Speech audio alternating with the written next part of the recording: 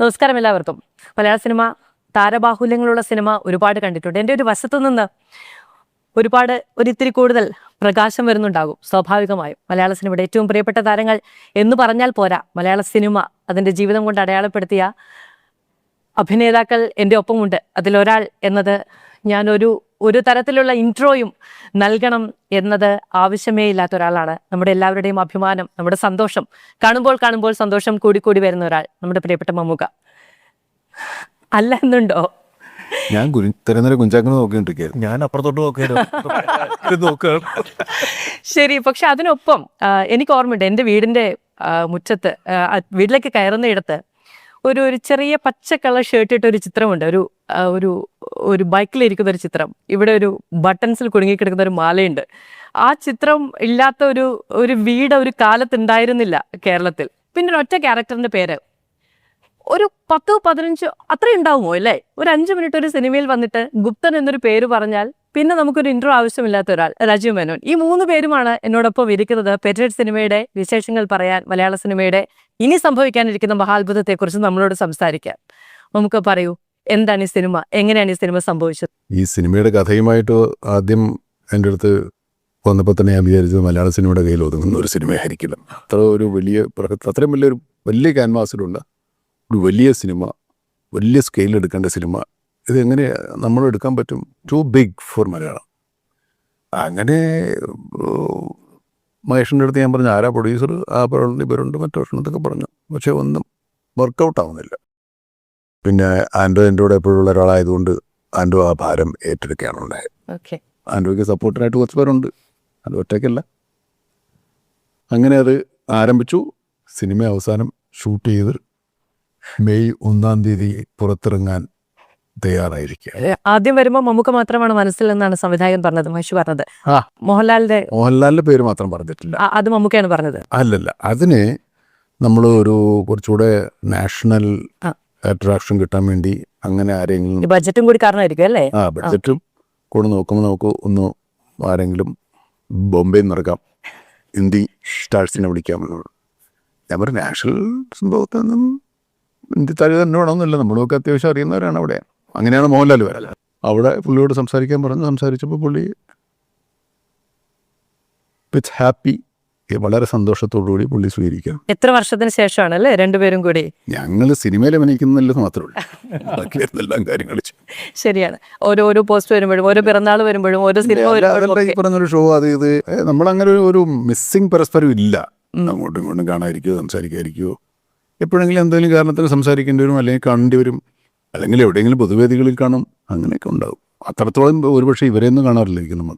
ആ കൊച്ചമ്പൻ നമ്മൾ വീടിനടുത്തായതുകൊണ്ട് ഇടയ്ക്കൊക്കെ അങ്ങോട്ടും ഇങ്ങോട്ടും വിളിക്കണം. ഓക്കെ, ചാക്കോച്ചൻ, ഈ സിനിമ, ഈ ക്യാരക്ടർ ഇത് പറഞ്ഞപ്പോൾ ഉള്ളൊരു ഫീൽ, ഇത്രയും വലിയ സ്കെയില്, ഇത്രയും വലിയ പ്രൊഡക്ഷൻ, ഇവരെല്ലാവരും. അതൊന്നും ചാക്കോച്ചനോട് പറഞ്ഞില്ല, പേടിച്ചു പോകുന്നു. ഇതൊന്നും പറഞ്ഞില്ല. പറഞ്ഞപ്പോ പേടിച്ചോ? ഇല്ലല്ല, ഇത് നേരത്തെ മമ്മൂക്ക സൂചിപ്പിച്ച പോലെ ഇതെങ്ങനെ പുൾ ഓഫ് ചെയ്യും എന്നുള്ളൊരു ഭയങ്കര ഒരു സംശയം ഉണ്ടായിരുന്നു. കാരണം ആ ഒരു സ്കെയിൽ എടുക്കേണ്ട സിനിമയാണ്, ഇത്രയും ആൾക്കാരുടെ ഒരു കോമ്പിനേഷൻ ഉള്ള സിനിമയാണ്. ഒരു ലൊക്കേഷൻസും സ്കെഡ്യൂൾസും ഇതിനൊരു ടെക്നിക്കൽ ആസ്പെക്ട്സും എല്ലാം ഒരു മലയാള സിനിമ അങ്ങനെ കണ്ടു പരിചിതമല്ലാത്ത, അല്ലെങ്കിൽ ചെയ്ത് ശീലമില്ലാത്തൊരു മേഖലയായിരുന്നു. അപ്പോൾ അതെങ്ങനെ ചെയ്യാൻ പറ്റുമെന്നുള്ളൊരു കൺഫ്യൂഷൻ ഉണ്ടായിരുന്നു. ബട്ട് അത് മഹേഷിൻ്റെ ഒരു കൺവിക്ഷനും പുള്ളിയുടെ ഒരു ഫോക്കസും പുള്ളിയുടെ ഒരു വളരെ എന്താ പറയുക അൺഡൈങ് ഒരു ഹാർഡ് വർക്കിംഗ് സ്പിരിറ്റ് ഇതിൽ ഭയങ്കരമായിട്ടുണ്ട്. പിന്നെ കുറേ പറയുന്ന പോലെ സപ്പോർട്ട് ചെയ്യാനായിട്ടുള്ള എല്ലാ ആൾക്കാരും, ഇപ്പോൾ പ്രൊഡക്ഷൻ്റെ കാര്യങ്ങളാണെങ്കിലും അല്ലെങ്കിൽ ആക്ടേഴ്സിൻ്റെ കാര്യമാണെങ്കിലും ടെക്നീഷ്യൻസിൻ്റെ കാര്യങ്ങളാണെങ്കിലും, ഇവർ ഈ ഒരു പ്രോജക്റ്റ് കേട്ട് കഴിഞ്ഞപ്പോൾ everybody wanted to be a part of it. ഏത് ചെറിയ ഒരു രീതിയിലാണെങ്കിൽ പോലും they wanted to be a part of this. അത് ശരി. ഈ ഒരു മൾട്ടി സ്റ്റാർ സിനിമ എന്ന് പറയുമ്പോൾ അവനവൻ്റെ ക്യാരക്ടർ എന്നതിനെ കുറിച്ച് ഒരു ആശങ്ക ഉണ്ടാവില്ലേ? പക്ഷെ ഭയങ്കര ഡെപ്ത് ഉള്ള ഒരു ക്യാരക്ടർ ആണെന്നൊരു പ്രോമിസ് ഉണ്ടായിരുന്നോ? സിനിമയുടെ ഏറ്റവും പ്രധാനപ്പെട്ട കണ്ണികളാണ്. ഈ കഥ മുന്നോട്ട് പോകണമെങ്കിൽ ഇത്ര ആൾക്കാർ വേണം. ഒരാളില്ലാതെ കഴിഞ്ഞാൽ സിനിമ അവിടെ നിൽക്കും. അത്രത്തോളം പ്രാധാന്യമുള്ളവരാണ് എല്ലാവരും. അത് രജിമൻ എങ്ങനെയാണ് ഈ സിനിമയിലേക്ക്? ആദ്യം വിചാരിച്ചത് തന്നെ ക്യാമറ വർക്ക് ചെയ്യാനായിട്ട് വിളിക്കാമെന്ന്.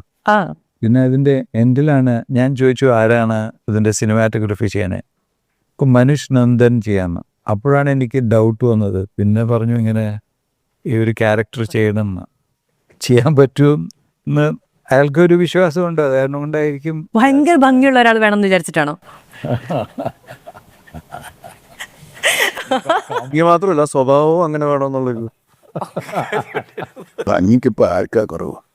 എങ്ങനെയാ ഭംഗി ഉണ്ടാകുന്നറിയല്ലേ കാണുന്നയാളുടെ കണ്ണിൽ.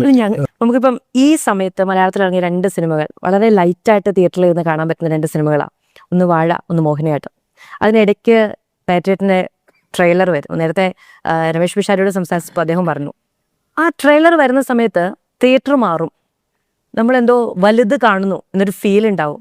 സാധാരണ ഇടവേളകളിലാണ് മനുഷ്യനൊന്ന് അടങ്ങിയിരിക്കുക, പക്ഷെ ഒന്ന് കുറച്ചുകൂടി ശ്രദ്ധയോടെ കാണുന്ന ഒരു സിനിമ, സംതിങ് നമ്മുടെ മുന്നിൽ സംഭവിക്കുന്ന ഒരു ഫീൽ അതിൻ്റെ മൂവിയിൽ ഇതുണ്ടാവുമോ?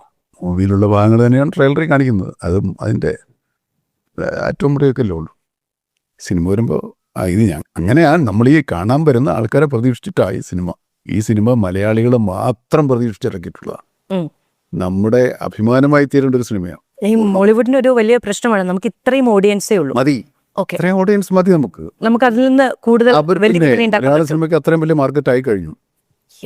ഈ ഇത്രയും വലിയൊരു പ്ലോട്ട്, ഇത്രയും വലിയൊരു സ്കെയില്, അതിനെപ്പറ്റി ചിന്തിച്ചപ്പോഴും ആ കോൺഫിഡൻസ് ഉണ്ടായിരുന്നു. ആളുകൾ സിനിമ കാണാൻ വന്നാൽ ഓഫ് കോഴ്സ് അത്രയൊക്കെ വരും.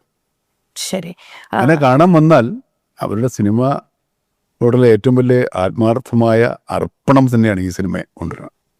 They should dedicate their time and little money. ഈ ട്രെയിലർ വന്നപ്പോൾ ഫീഡ്ബാക്ക് ഒക്കെ എങ്ങനെയായിരുന്നു? സാധാരണ നമ്മൾ കണ്ട് ശീലിച്ച ഒരു ഡ്യൂറേഷൻ അല്ല ഈ ട്രെയിലറിനുണ്ട്, കുറച്ച് അധികമുണ്ട്. അപ്പം അത് ഈ സിനിമ എങ്ങനെ ആവണം നിങ്ങൾ കാണേണ്ടത്, സ്വീകരിക്കേണ്ടത്, ഏത് മൈൻഡ് സെറ്റിലാവണം നിങ്ങൾ ഈ സിനിമ കാണാനായിട്ട് തിയേറ്ററിലേക്ക് വരണം എന്നുള്ളതിൻ്റെ ഒരു ഫസ്റ്റ് ഇൻഫർമേഷനാണ് പ്രിപ്പയർ നമ്മൾ പ്രസൻറ്റ് ചെയ്തിരിക്കുന്നത്.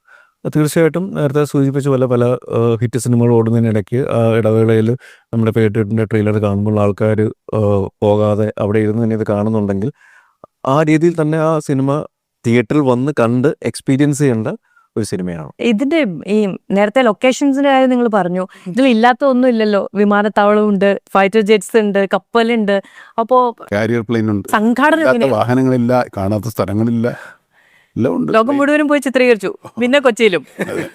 എന്റെ ഒരു സംഘാടനം എങ്ങനെയായിരുന്നു? ലോകം മുഴുവൻ കൊച്ചിയിലും ചിത്രീകരിച്ചു.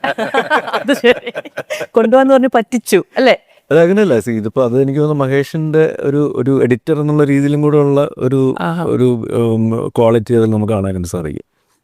Is A writer, is A director, is N editor as well. So അതുകൊണ്ട് പുള്ളിക്ക് അറിയാം എന്താണ് വേണ്ടാത്തത് എന്നതിനെ പറ്റി വളരെ വ്യക്തതയുള്ള ആളാണ്.